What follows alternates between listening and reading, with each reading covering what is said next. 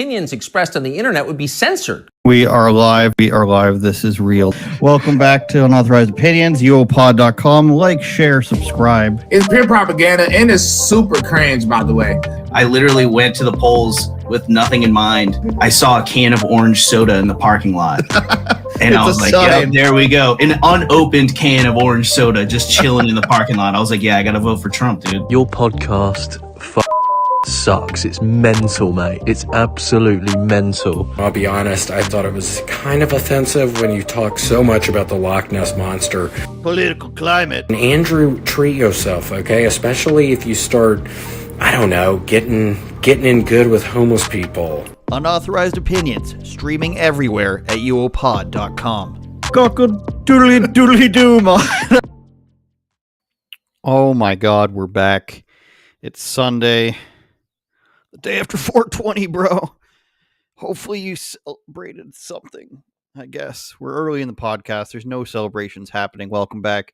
UOPod.com, Rumble, X, YouTube, Twitch. And if you're listening, audio, Spotify, Apple, Google, iHeartRadio, all the fixins. We're bearded up. We've got our Echo Unlimited shirt on. It's right side up out because I remembered not to mirror the camera. We've got lots to talk about today. There's so much going on about things not being white. There's so much going on about that. And I think even though we're on the tail end of this happening, of this culturally transpiring, there are still, a few stragglers behind, and a couple of them we're going to get to today. One of them being an 80s actor. DC Comics is hard into this right now. We're going to have some Dana White stuff. We're going to even have the guy who invented pop-up ads. And maybe we'll get to some Patrick Mahomes if we... he's got some interesting things to say about, gun control. So thanks, everybody, for watching. Podcast growing every single week. Don't forget the Patreon. Super chats will be read on air. Like, share, and subscribe if you do, please. Now, like me, and I know you are like me, bearded and everything. We need to shave. But you've probably seen a bunch of the 80s cult classics. There's Breakfast Club. There's Ferris Bueller. There's 16 Candles. I'm a big fan of that. I tried to watch it once. Pretty in Pink, I've never seen. Uncle Buck, Trains, Planes, and Automobiles. All these movies are written by pretty much one guy named John Hughes. Now, one of the women that was in a lot of these movies, you'll see on the thumbnail, is Molly Ringwald. Now, that's not somebody from the Vacation movies, which that guy also wrote, but she is the redhead from Breakfast Club. She was like 16, 17, 18 when her career popped off in the 80s. Variety, as we bring this up, gave her an award recently. I don't even remember what the award is. We wrote about it here. She received the award for Creative Vanguard, whatever the hell that means, right? We just wanted to invite this woman onto our platform so she could talk. And before we get into exactly what she said, everything is a remake now. She was asked about remakes. We're at Ghostbusters 72. The Nun 35. There's going to be another Ninja Turtles remake. There's another Transformers movie coming out. We've got Godzilla movies coming out. Godzilla versus, Mecha Streisand. But somebody asked Molly about the possibility of remakes for these 80s classics that she's in. Again, Breakfast Club being the one that I most enjoyed of hers, or that she was in. And here's what she said in response to the idea of there being a remake. Those movies, the movies that, I'm so well known for, they were very much of a time, and if you were to remake that now, I think it would have to be much more diverse, and it would have to be, you couldn't make a movie that white now. We couldn't make a movie that white. Those movies are really very white. Oh. and they don't really represent what it is to be a teenager in a school in America today, I don't think. So you know. Woo! But I think that they were really great, you know, and they were of that time, and they really represented John Hughes's experience, and that's what he was writing to his own personal. Those Writing to his own personal experience. So she's talking out of two sides of her mouth, both sides of her mouth, even in this. They were way too white, and these types of environments don't exist anymore, but also is from John Hughes's own experience. So again, this is a theme that we're noticing on and on and on. We talked about it with the Tomb Raider board game that said it was a colonialist thing.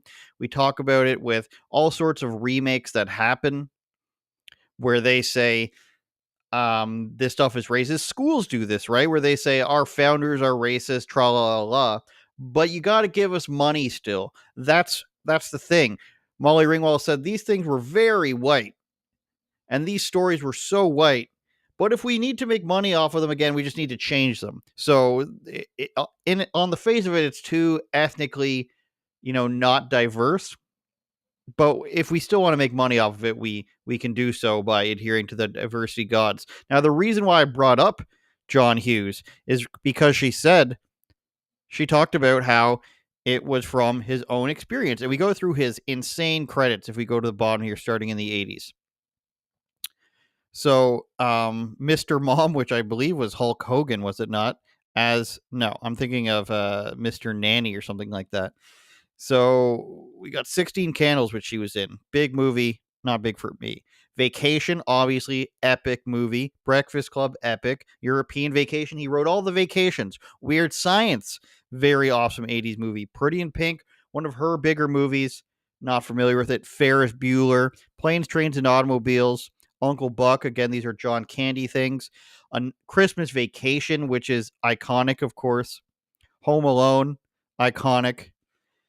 Ends up writing Beethoven. If you're a kid from the 90s and Beethoven wasn't on your watch list, there's something wrong with you. Home Alone 2, The Home of the Trump. Dennis the Menace, we can keep going. Miracle on 34th Street, 101 Dalmatians. Maybe Flubber in Home Alone 3 is where he starts to lose his edge.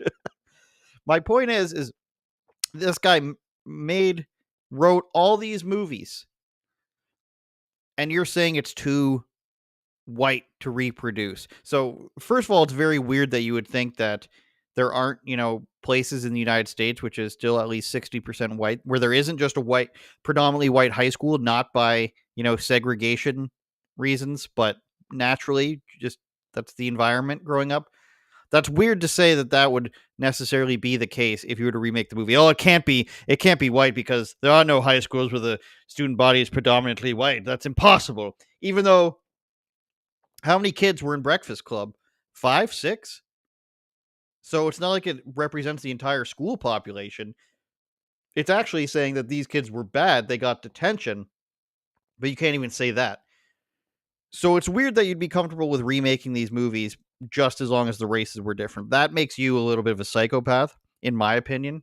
We can do these stories again, but then, they need to be more diverse. And the other weird thing about it is that she mentioned that it was, these movies were born out of his own experience. So why does his experience have to change because 30 something years have gone by? That's an odd marker to take, because if you had Boys in the Hood, or Friday, I'm trying to think of my favorite 90s black movies. The one where Queen Latifah and the other girls rob banks. If these stories were written in the 90s by a black person stemming from their own experience or things that they knew about, would you then in 2025, let's say, be like, actually, Boys in the Hood needs, I forget the guy's name, run down the alleyway. He has to be Mexican. Ice Cube's character has to be played by Jack Harlow or something like that. And we have to have more diversity in the Boys in the Hood cast because, South Central or Compton or wherever it took place, I don't remember, has to represent a more diverse populace because it's 30 years later. They wouldn't do that. They wouldn't dare do that to a film that was written by or predominantly featuring black people. You wouldn't say Beverly Hills Cop has to be Eddie Murphy has to be a different guy now. There's tons of movies that existed at or around the same time. And Molly Ringwald knows this. I mean, either she was completely moronic when she was a kid and had no sense of what was going on around her, or she's just pretending that she forgets. But people born after like 2000 like to pretend that there wasn't like black media back then. And there was a lot of it. I watched a lot of it. I grew up watching black sitcoms, black music, obviously listening to, and black TV shows. And nobody ever talked about black. It's a black show. This we have to, or a white show. This we have to remake it with more diverse cast. That never came up because we weren't weirdos. But for her to pretend like this didn't exist, and then say the white movies need to be remade with a diverse cast, it's just really like, it's one of those situations. Are you dumb, or are you purposely pretending this is how it was? And John Hughes is probably, upset from beyond the grave about this. I would be, if you were to take my creative works about my life and just say, actually, for our own weird racial perversity, we need to change it moving forward. That's the sick reality. Now, if we want to go to probably way weirder than that. And by the way, Molly Ringwald didn't say anything else of merit. She actually just said something like, she said something pretty nice about. We'll be fair. We'll share what she said. That was nice. She said, the only thing that will stop you is you. So all you have to do is keep doing what you are doing. She's talking to young actors at this point. That has always come back to me, because it's a really hard business. There are ups and downs, and there's a lot of competition. Now, it's interesting that she said last year, I believe it was, that she spoke out against cancel culture. She said that after the Me Too movement and Harvey Weinstein went to jail, let's blow that up for you guys. Sorry about that. That a lot of people were being swept up in the cancellation. So she was a little bit worried about that. But now maybe she got a couple phone calls and she decided, I'm going to have to say diversity is actually what we need moving forward. But I want to move on to Wonder Woman. This DC Comics are still going strong with Wonder Woman. And surprisingly, they haven't made her fat and ugly. Maybe that's because, what's her name? Who's the Wonder Woman star, imaginary producer? Forgetting her name right now. Anybody in the chat, let me know. Big star. But they haven't made Wonder Woman fat or gross or ethnically different yet. Not even in the comic books, which surprised me. But I guess they didn't want to stem away from her being like an in shape Amazon woman. So what they did instead is they just like, we can't change Wonder Woman. So let's go ahead and attack society through what she's battling. And what they had her battling in Wonder Woman #8, written by a man, by the way, what they had Wonder Woman battling was traditional conservative Christianity. This and the Bible. This was literally what she's battling in the latest issue. And there will be spoilers here. If you are a hardcore DC comic avid reader, I don't hate you. I just want you to know that there will be spoilers here. We're going to show a few pages. And this is what you have to look forward to. So obviously they're making Wonder Woman look like a bit more of an Instagram model here. I don't know if this is a picture. This is an official DC image. I don't know if this was a woman. They went into one of those photo booths that sketches you, takes your picture and sketches you. But this is what she's looking like now. There's another picture of her down here where she's looking real buff like. She's got the influencer look here, right here. And so they haven't completely made her, a butch lesbian as of yet. But what they have done is they've gone ahead and said, Wonder Woman, we haven't changed her, but let's battle Christ. Let's battle Christianity. Let's battle tradition. And that's exactly what they've done. So I believe we're about to bring up page 3 of the comic here. This is the first scene, right? It has Wonder Woman saying, and this is basically the narration here in the blue. I'm so sorry, honey. The roast's not quite done. The recipe said it would only take 2 hours. Comic book starts, Wonder Woman, trad wife in some sort of weird futuristic world that's like the 50s, but they have cell phones. And he's like, I guess it's all right, dear, but you did say dinner would be ready at 6, and it's important to keep your word. I've still got to go out with the boys. And, she's still happy. She's got that dark glimmer in her eyes where she's kind of sad, you can tell, and that's consistent throughout the whole comic. And that's page 3. We go on a bit further to page 6, and what's happening here is um, Wonder Woman is battling a villain. He's in her lair. I wonder if we can share that with you. I'll find it.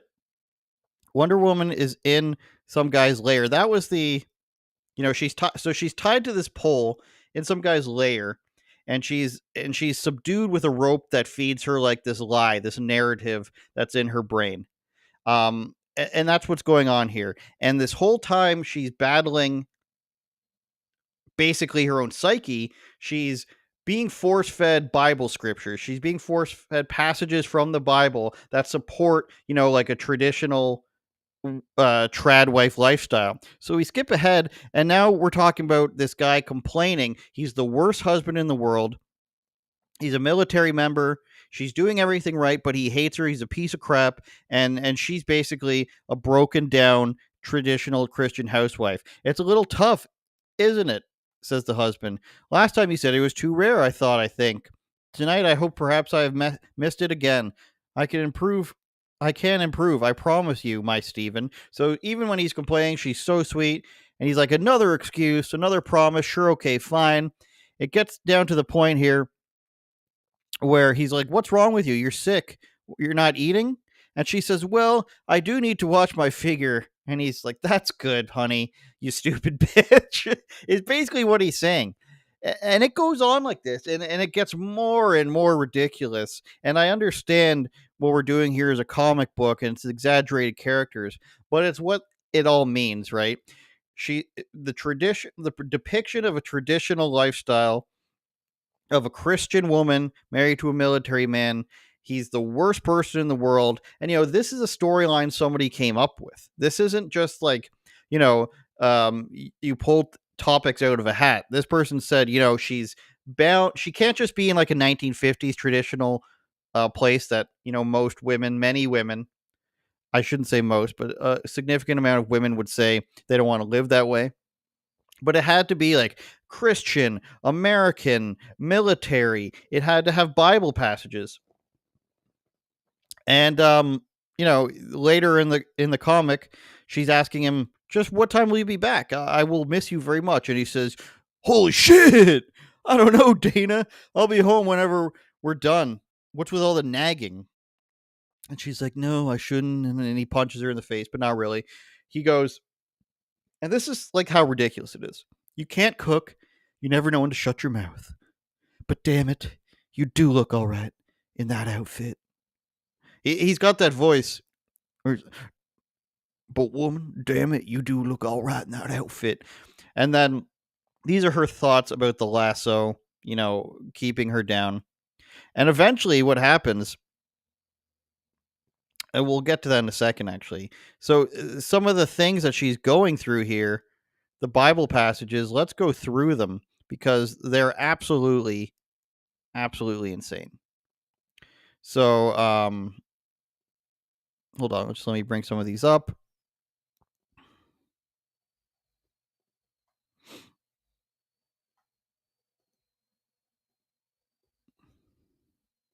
So, like here, she's saying Ephesians, the apostle Paul on husbands and their wives be subject to their husband as you are to the Lord.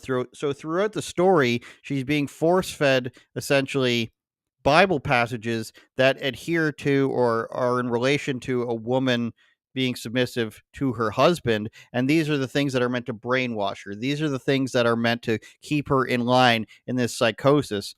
We've got another one here. 1 Timothy 2, 9-15. Likewise, as this guy pours wine on her.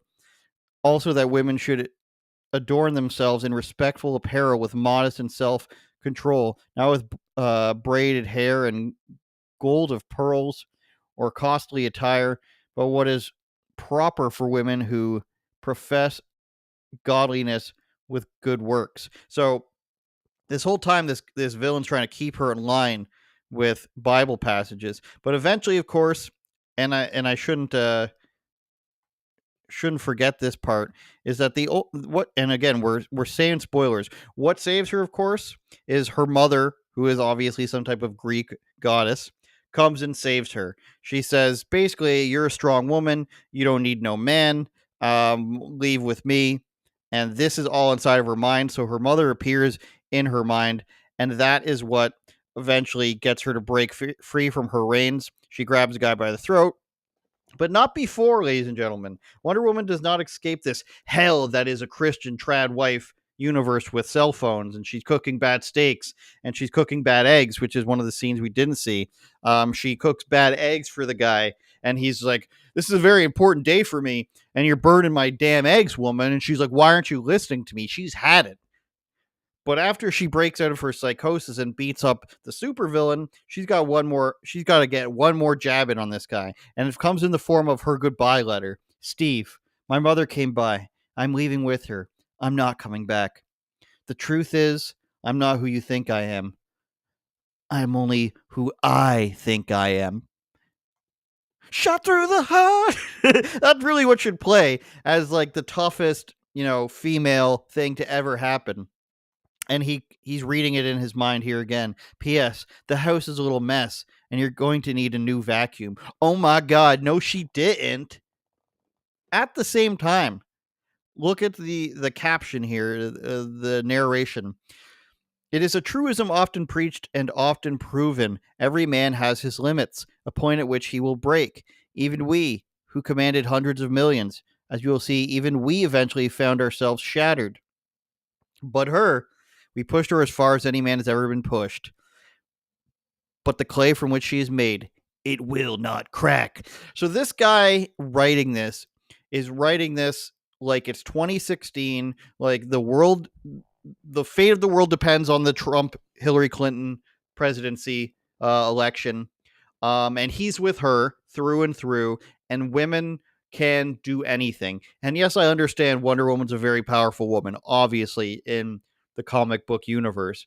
But every single thing in this is she don't need no man, Christianity oppressive, man oppressive, all this stuff, evil villain using the Bible to oppress her. But this is written by a man. And I read the entire thing. I read the entire comic book.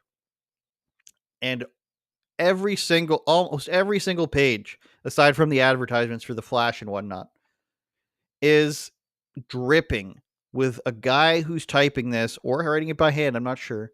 And he's thinking to himself, man, chicks are gonna love me for this. And it's the exact same attitude that people at Vice had, the same attitude people at BuzzFeed had. All these places where they had to lay off the staff, or, any number of outlets where allegedly feminist men were creeping out girls and getting arrested for various things. Allegedly, of course, we're not specific to any particular outlet. But that's exactly what this attitude is. I'm your best friend, ladies. I'm a feminist. I love you. I believe in you. I'll agree with anything you say. Please just go out with me. That's this issue of Wonder Woman through and through. And what have we seen from those types of men? What do they always turn into? What have they turned into? We can see what those men have turned into. They have turned into the men that are supporting other dudes going into women's locker rooms, going into, swim against 13 to 17-year-olds, play volleyball against college girls, wrestle girls, do track and field against other girls. This is where the feminism guys lead. It eventually leads to their own misogyny, if you want to use, we don't have to use that word, but their own bias working against them. They don't actually care about women. Do you think this guy cares about Wonder Woman? He's writing for it. He cares about how he's perceived. And it wasn't John F. Trent, actually. It was another guy. Let me just look up this quote that my buddy from the Blaze sent me. Through and through, this guy is just bleeding his own ethos through his pen. And what I believe it was Joe McKinnon said to me, Joe McKinnon from the Blaze, go read him if you can. He's a good writer. He sent me the quote regarding this. A good novel tells us the truth about its hero, but a bad novel tells us the truth about its author. And then he said something else that I'm not sure he wants me to say on the air, but it's completely right. All this does is tell us about this guy as an author that the main focus of this is who he can attack through his art, rather than focusing on Wonder Woman being, a badass. She's got magical powers. She's from a crazy magical place, and she could just be kicking people's asses. But no, he brings in Christianity, the military. We've been over this. Now, do this for Islam. Do this for Orthodox Judaism. He does this for Christianity because it's an easy and soft target.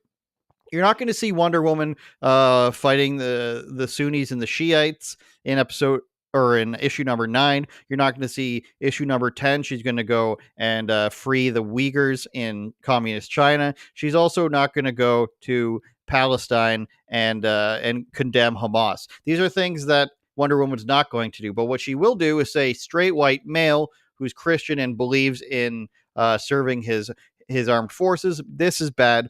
And again, this is like a 2016 guy who's wearing the big H that looks like a hospital H. I don't know why Hillary Clinton went with that. The H with the arrow pointing towards a hospital. I'm with her. This is what it embodies. And 9 years later, we can see what these guys manifest into. This guy's stuck back there. He's stuck in the Hunter Avalon, the who's Chank's nephew. He's stuck in that camp where it's like, we didn't really have to evolve. I'm going to Google things, and nobody's smart enough to read between the lines. That's the camp this guy's stuck in. But the rest of his ilk, they have graduated to this whole, pro-trans thing. You're a TERF. Girls, anybody who goes against the original ethos of what fundamental, leftism is, which is just a reflection of what a communist leader is trying to get you to do in this year, they got stuck there. But for those of them that didn't, and they evolved with the programming, it's anyone who disagrees with, the establishment viewpoint on gender, sex, race, or government. They're going to follow that. So I won't be surprised if this guy's like, Wonder Woman may or may not be trans, or Wonder Woman has a trans partner who's actually in some ways stronger than she is. Let's take a quick commercial break. Patreon.com/UOPod is where you can get bonus content. You can sign up and help us be Joe Rogan. And by that we mean podcast till our heart stops, I guess. You can also become a Raptor super fan for $21.50 Canadian a month. This is based off US prices, so it's even cheaper than that. If you're watching from the United States or the UK, you're getting basement bargain prices. We've got unique content and bonus podcasts on our Patreon page, where you can be an unauthorized person and suggest topics and request personalized messages and the like. And we have done videos on topics that have been suggested from the fan base. You'll get bonus podcasts. You'll get bonus content. If you haven't seen the behind the scenes stuff with me and John Doyle from Texas, you're going to want to see that. If you haven't seen the podcast with me and Anomaly, you're going to want to see that. And if you haven't seen some of these comedy interviews, you're going to want to see that. UOPod on Patreon, patreon.com/UOPod. Something else that we're debuting is Blaze Media paywalled comedy. We're doing comedy interviews on Blaze Media, Blaze News, if you want to be specific. First one is with Kyle Lucy. I've got some very exciting guests coming up. We don't want to show you the whole article. It is paywalled. You'll have to go and sign up to Blaze for the full story. And I just want to quickly scroll without you guys seeing the text. We have an interview here with Kyle Lucy. And again, we've got some more coming up. And you're going to be excited with who the guests are. This is more of a podcast style, but we're focusing on comedians, cancel culture, the entertainment industry, being offensive and stuff like that. So any of these comedians who have gone and put their neck out there to speak the truth, to say things uncensored and not be afraid and not be shut down for their opinions on things and their own jokes, we are celebrating them. So that's Blaze Media at theblaze.com, and you can sign up to get these interviews and these articles. There's a lot of other cool stuff going on the website as well. If you're interested, you can subscribe in the top right corner there. It's only a couple dollars a month, $3 a month. theblaze.com. Moving on now. We're back in Echo Unlimited. And frankly, it's hot in here. I was cold earlier. I was like, I better bust out the baby blue. And now I'm sweating. So we'll see. Will I pass out? Unknown. Will I, go into some sort of diabetic seizure? Because I've been eating a lot of chocolate lately. I can't lie. Will bad things happen to us during the broadcast? We can't guarantee anything. We would never guarantee anything but fun here on Unauthorized Opinions. We're going to jump on over to the guy who invented pop-ups, pop-up ads. And this is a wild story. And if you thought that, what does the guy look like? Pop-up ads look like? Does he look like Jeff Bezos? Does he look like any of the other people who have invented something huge that's gotten out of control? Does he look like the Zuck? Does he look like Elon? If you guessed he looked like Penn Jillette the magician, then you would have been correct. His name is Ethan Zuckerman, pretty close to Zuckerberg, but he is the inventor of pop-up ads, allegedly. I mean, really, couldn't you just claim that if you were a computer programmer and you had pop-up ads a really long time ago, you could probably just say, no, I had it as well. That AOL online disc, that was me too. Ethan Zuckerman, and this is from a page called Wasted. Ethan Zuckerman, a media scholar and director of MIT's Center for Civic Media, recently penned a lengthy post in The Atlantic expressing regret for his role in creating the pop-up ad while working for website builder Tripod in the 90s. I've never heard of that. Let me know if you've heard of that. I've heard of GeoCities. Remember that website builder? Zuckerman explained that he wrote the code to launch pop-up ads with the intention of hiding banner ads on explicit websites. It's interesting. However, he now acknowledges the negative impact that pop-up ads have had on the internet and apologizes for his contribution to it. Despite initial good intentions, Zuckerman now recognizes the pervasive nature of pop-up ads and their detrimental effects on the user experience online. I feel like the pop-up ad is pretty much a non sequitur at this point. Is your life really that invaded by pop-up ads these days? In 2024, I could see that being more of a 2010 problem, but pretty much everyone has a pop-up blocker or in a browser that they're using that inherently blocks pop-ups. Now, I'm not saying you should, and I'm not saying blocking stuff for paywalls. Of course, we wouldn't want that. I'm saying blocking just have you tried these penis pills? Girls next door want to get in touch with you, that sort of stuff. I don't think that's a real problem anymore. I think it's a very, 2010, 2013. Now, I'm thinking back, and in 2013, I came out of the military, I think, or maybe it's a bit earlier. But my point is, when I came back, I had left a computer at home that my mother was using, and I came back. It was running completely smooth when I left, and when I came back, it was unusable. And I'm talking about, 6 search bars in the browser, unlimited pop-ups. Thanks, what's his name? Not Zuckerberg, Ethan Zuckerman. Things were pretty much unusable. If you had a boomer who had gotten out of hand and started using Facebook a lot or something, and you left a computer with them, there was no ad and no email that they wouldn't open and click on. $2,000 from a Nigerian prince? Yes, please. Would I like? No, I won't say that joke. Let's just say it had 3,000% increase in something. Would you like hot singles in your area? Yes, of course. There's nothing my mother wouldn't have clicked on. Why not install this toolbar? Why not install this search bar at the top that actually tells you what you could save at Walmart, for example? But there were 6 search bars. The computer became unusable, unrecognizable. It's like if somebody, if you parked your car somewhere and you left the doors unlocked and somebody stripped it for all of its parts. That's what my computer felt like. It wasn't it anymore. It was like this, a girl who moved to Australia because she wanted to experience the culture. And when she came back, she wasn't the girl you thought she was anymore. But yeah, I don't know if pop-up ads are the biggest problem in the world anymore. I'm just going to say. And he's a little too late, I would say. If you came out in 2010 and said, I'm sorry for pop-up ads, then I'd be okay with it. But at this point, I don't think it's such a big deal.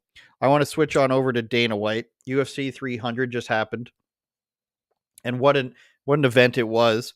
Now, myself, like many people, were a little bit skeptical. A lot of people thought that UFC 299 was a better booked card than 300. Now, 300 was amazing. It turned out to be amazing. I didn't think that it was going to be shit. I didn't think it was shit like so many people did. I just thought, I would have rather seen a different co-main event probably. And the co-main event ended up having some sort of weird substance issue, smelling salts involved. The main event was a knockout in like 30 seconds. Gaethje and Holloway was amazing. Top to bottom, it was an amazing card. I would have never said coming into it that it was going to be shit, or some of the things that some of the media outlets said.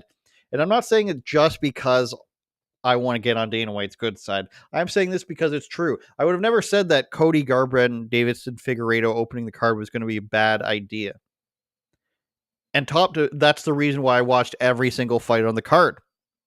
But Dana White decided to come out and do a little bragging, do a little bit of rubbing it in the face of certain media members. And he just, I don't know if he started trying to start a war or whatnot, but he just eviscerated the media here. What's up, guys? As we rolled into UFC 300. By the way, Dana White talks so loud. I always wonder, like when I'm ordering pizza, like in store, if Dana White would be standing there talking at the same volume. I would hope so. What's up? I want a pepperoni with three. The MMA experts weighed in on what they thought of UFC 300. And for all the fighters that were on this card, when I said this is the greatest card ever assembled in the history of combat sports, this is what the media thought of you guys. UFC 300 makes no sense.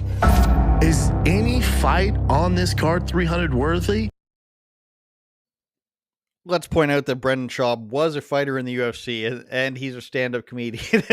He just refers to him as podcaster. No question that was on purpose to say that and put him first. No. This is the most diabolically disappointing UFC 300 announcement ever. It feels kind of thrown together. It was the most disappointing UFC 300 announcement ever. Have there been other UFC 300s that I'm not aware of? Oh, it's Ariel.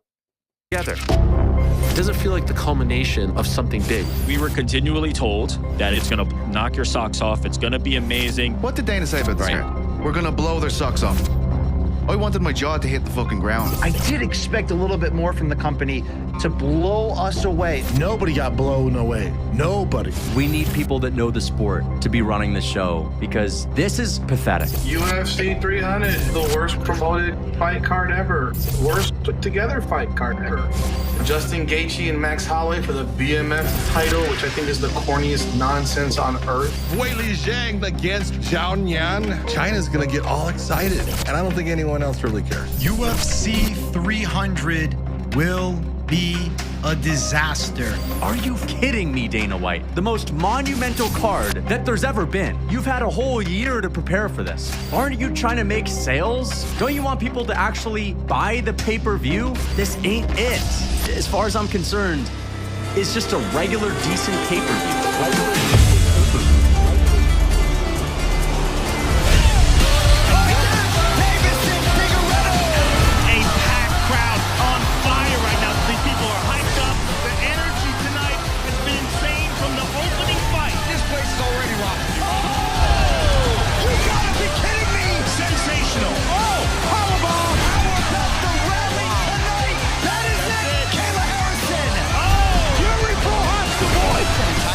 Watching two Chinese fighters competing for UFC gold. Insane. To be here for this card, I'm just blown away.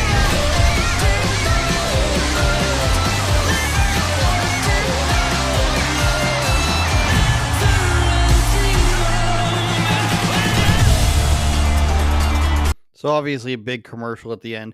Now, I understand that some people were looking to make names for themselves with, inflammatory or energetic statements, but to say that it was going to be a disaster, to say that it was one of the worst announcements ever, to say that, the stuff on it was a joke. I don't know who a lot of those guys were, but the guy who is audio, it was only audio. Brian Campbell, I'm not familiar with him. Lucas Tracy, this guy, he said this is going to be, what do you say? Show, because this is pathetic. This is pathetic, he says. Like, I'm not sure. If you weren't excited for Gaethje and Holloway, then you're insane. I'm surprised Big John McCarthy, saying that, we can't just not have the title fight, women's title fight, buried in the card. That's just not how it works. And then there was an article in there. Who is this from? Odds Shark. And then they show a picture of McGregor Diaz. We deserve a better main event. First of all, Diaz has a fight on June 20th. He is doing boxing right now. He has done boxing. McGregor, of course, was hurt. He's set to fight Chandler. They could, the testing pool and everything involved with that. Not to mention, neither of them are champions. You can't put them really ahead of champions. You could get away with putting them ahead of a women's fight. But Nate Diaz and Conor McGregor aren't going to accept being third on the card or second on the card. People would be so angry, and especially people in MMA media would be so upset if Diaz and McGregor was ahead of 2 title fights or even 3 title fights, if you're counting BMF.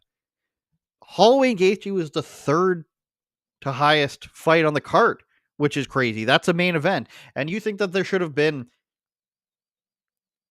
a McGregor or Diaz number 1, that would have made Ariel Helwani so mad. That would have made so many MMA podcasters and commentators so mad, because they have said this in the past. They have said, you can't have Conor. How are you going to have Conor McGregor headlining this card when he's been out of the sport for so long? How are you going to have him headlining the card when he's not a champion? They got mad when he would get title shots. They got mad when he got the Eddie Alvarez title shot. They got mad when he got even the Cowboy fight, probably. And they're mad when Diaz got Leon Edwards. Like, they get mad when these people jump ahead of the line and when super fights are made. But when you have, the light heavyweight championship with Alex Pereira, which a lot of people like. I'm not the biggest Pereira fan, but he's a weapon, as you can call him that. When they're putting legitimate fights at the top 3, and yes, I guess get it's UFC 300, but they would have complained way harder if it was super fights leading the card. There's no way. John Jones was injured. I mentioned McGregor. I mentioned Diaz. The BMF belt is there. Sugar Sean just fought.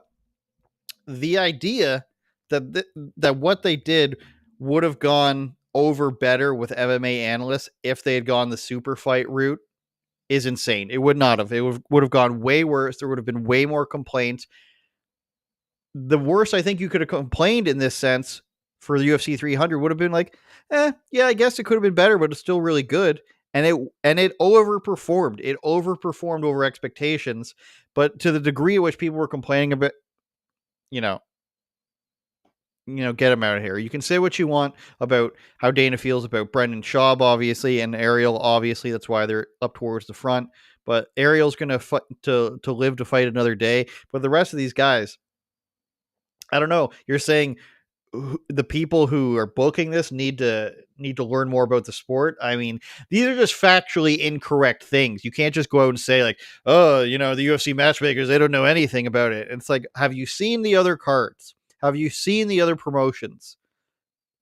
And have you wanted to watch more than 2 or 3 fights on one of those cards ever?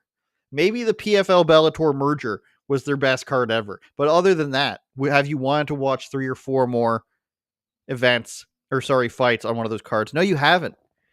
And I get it. I was there. I argued with my friend over UFC 300, but it delivered. And now you look stupid. I'm sorry. What time are we at here? Let's do a bit more. Let's quickly go to Patrick Mahomes. I almost said UFC champion. He wishes. Back-to-back Super Bowl champion Patrick Mahomes. He commented on why he didn't make gun control comments after the Super Bowl parade shooting. And, they have to ask these questions over at Time, which is no longer a magazine. We're just time.com. They have to ask, hey, why didn't you say something retarded? Tragedy marred the team's victory parade in Kansas City a few days after the Super Bowl win. A mass shooting, which authorities say appeared to stem from a dispute between several people, left a mother of 2 dead and a dozen others injured. Court documents say a dozen people brandished firearms and at least 6 people fired weapons. Mahomes and his wife went to the hospital to visit children. They donated $50,000. But despite some calls for him to do so, Mahomes did not advocate for tighter gun control laws. Now, that just shows you the angle of this article right away, is that they believe that as a Super Bowl winning quarterback who's not named Tom Brady or Aaron Rodgers, they have the right to be like, hey, man, what gives? Why didn't you call for tighter gun control? Wouldn't these criminals have, abided by the rules if you just had stricter laws in place? If you said shooting people was against the law, don't you think they would have second-guessed themselves? Bro. Mahomes said, I want to continue to educate myself. I don't want to make a quick response to something that takes a lot of education to really learn and make a swaying comment based off that. But I know we have to find a solution of some way to make this stuff stop. And, they went on to point out basically, now I'm going to say that he did this stuff and he was wrong about this stuff, what I'm about to read. But Time Magazine acts like, well, you did the right thing before, so why didn't you do it again? They said about the death of George Floyd, he and other black NFL players posted a video calling for the NFL to condemn racism and admit wrong in silencing our players. So he came out in support of George Floyd and Colin Kaepernick, which isn't the same thing at all. One's a communist, one's a drug addict who died. Colin Kaepernick isn't out there like, I despise Colin Kaepernick, but he's not a drug addict thief who's peddling counterfeit bills. Like, he's following the law for the best of my knowledge. So that's not the same thing. And then they talked about Mahomes, supporting LeBron James, who's an extremely political, athlete in his own right, who is called, voting ID laws racist and got the MLB All-Star game taken out of Atlanta, which obviously was counteractive because it cost the city so much money. But they mention that he helped LeBron, he helped the NFL talk about George Floyd and Colin Kaepernick. We'll play that video in a second. But he also had comments on the presidential election. He says, I don't want to pressure people, or I don't want to pressure anyone to vote for a certain president. I want people to use their voice, whoever they believe in. I want them to do the research. Now, I don't know who he would vote for. He really does a good job of making it hard to tell, which is what, a good athlete who doesn't want their opinions out there would say. But it seems to me that he's probably more likely a Democrat voter. Colin Kaepernick is a moron. He absolutely has no point that he made, and he's never made an attempt to properly explain it, nor has he followed up on chances to get back in the NFL. He's made a circus out of it. Shaq didn't like it. Jay-Z didn't like it. All these people didn't like it. Colin Kaepernick didn't care. He knows he can't play in the NFL. He just wants to make himself more money. George Floyd, do we even have to get into that? Do we even have to get into the sham that is that? I don't know. LeBron James, like I said, hates Trump. Said the former coach of the Chicago Bulls is racist. Said voter ID is racist. Said the laws that they passed in Georgia were racist. Therefore, we shouldn't have the MLB All-Star game there, which obviously makes a black city money, but that's supposed to make sense. But the video that Patrick Mahomes was in about George Floyd is just moronic. It's been 10 days since George Floyd was brutally murdered. I mean, okay, first of all, this guy's voice, but George Floyd brutally murdered. Okay, let's just go ahead and put an asterisk next to that. We need to ask you to listen to your players. NFL players are speaking out in support of the Black Lives Matter movement. In a powerful video shared to... If I was George Floyd. What if I was George Floyd? If I was George Floyd. There's Mahomes. If I was George Floyd. I am George Floyd. I am Breonna Taylor. I am Ahmaud Arbery. I am Eric Garner. I am Tamir Rice. So obviously they have no, Trayvon Martin. We can go through them quickly, which is like the bane of a hardcore leftist position. What if I was George Floyd? I'm not sure which NFL player that is. It might be DeAndre Hopkins. I think so.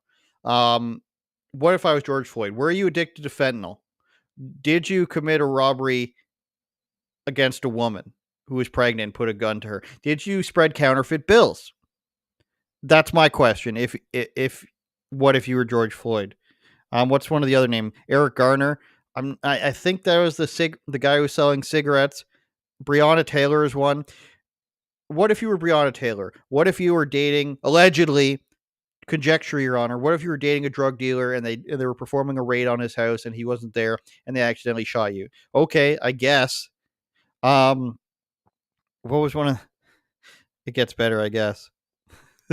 Issues, including admitting fault in silencing their players from peacefully protesting in a seeming reference to former NFL player Colin Kaepernick. The players would like to hear you state, We, the National Football League, condemn racism and the systematic oppression of black people. We're against racism. Here I was thinking that you guys were for racism, and the other name they mentioned was Trayvon Martin. Obviously, he was beating up a guy who wasn't even a white guy. He was a Hispanic guy, George Zimmerman. He's just white passing, I guess. And, you know, that whole story. But the systemic oppression of black people, and we condemn racism. The idea that the NFL was for racism is one of those stupid positions that I think a lot of companies have. Like when you go to a store now and it's a big chain store and they have a pride flag on the front or they have a trans flag on the front and it says everyone's welcome here. Don't you know everyone's welcome here? And you're walking in and you're thinking, hey, I didn't think that gay people weren't allowed in the store before. Why are you making a point to say this? Usually you make a point to say something if it's expected that they aren't allowed. If you say, you know, PetSmart, if you guys have ever been to PetSmart, you're allowed to bring your animals there. That's very nice of them. Most places you're not allowed to bring animals in. And that's why they make a point to let you know that you can bring animals in. But the last time, you know, 5 years ago, 6 years ago, if I had gone to Canadian Tire or Walmart, I wouldn't have thought, you know, there's no sign here saying that cross-dressers aren't allowed. There's no sign saying here that, you know, 50-year-old guys who think they're women and want to compete in sports against teenage girls, real thing. I thought those people weren't allowed. You better put up a sign for that, just so I know. And, you know, these NFL players, they're millionaires. It's a real shame. This was at the, you can cut them some slack, I guess, if you want to say, you know, this was at a time where things were less scripted, but all it took was a little bit of reading, just like COVID, Trayvon Martin, George Floyd, just take that one extra layer deep, just go the little extra layer and you will find, I promise, what you're looking for. And that is the truth. It's something that you need to do for any story that gets vastly painted across the mainstream media. You need to take a look at that with a keen eye and say, is there a reason why this is being pushed from so many angles? And the obvious question is the obvious answer is yes, there's a reason for that. Thanks for watching UOPod.com. Check out the Patreon. Check out theblaze.com for our paywalled comedy special interviews. They're very good. They're a lot of fun, uncensored and everything. And do us a favor and subscribe there and subscribe to the Patreon. Everything's too white these days. We can't remake these movies. We can't remake Batman if Bruce Wayne, Alfred, you know, I guess they kind of did that with Commissioner Gordon. Who am I kidding? Wonder Woman, Fat Lesbian Wonder Woman coming to a theater New Year. I promise you. Turn it up, Jordan.